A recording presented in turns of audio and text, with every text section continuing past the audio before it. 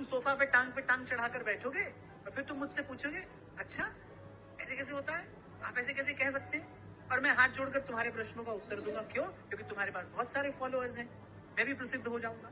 इस स्थान पर मुझे भगवान ने बिठाया है, इस स्थान की मर्यादा की रक्षा ये मेरा सबसे पहला कर्तव्य है। मैं तो बड़े बड़े धर्माचार्यों का ध्यान भी इस ओर आकर्षित करना चाहता हूँ कि आप हम सभा में बैठे सनातन सनातन करते रहेंगे और ये पीछे पूरी की पूरी नस्ल खराब कर देंगे। अरे स्थान का कोई परमाणु भी तो होता है। भगवान की चर्चा करने के लिए, सत्शास्त्र की चर्चा करने के लिए, सदग्रंथ की चर्चा करने के लिए मंदिर है, तीर्थ है, धर्म स्थान है, पवित्र स्थान है, यही जाना है आपको। फिर उत्तर क्या मिल रहा है? ठाकुर जी की चर्चा कर रहे हैं। ठाकुर जी की चर्चा की जो व्यवस्था शास्त्रों ने की है, ग्रंथों ने की है, गुरुजनों ने की है, उसको मानने में क्या कष्ट है भाई? व्यासपीठ की सन्निधि में भगवत चर्चा होती है। बड़े बड़े ऋषि मुनि भी, कहां से आरंभ हुई भागवत जी की चर्चा?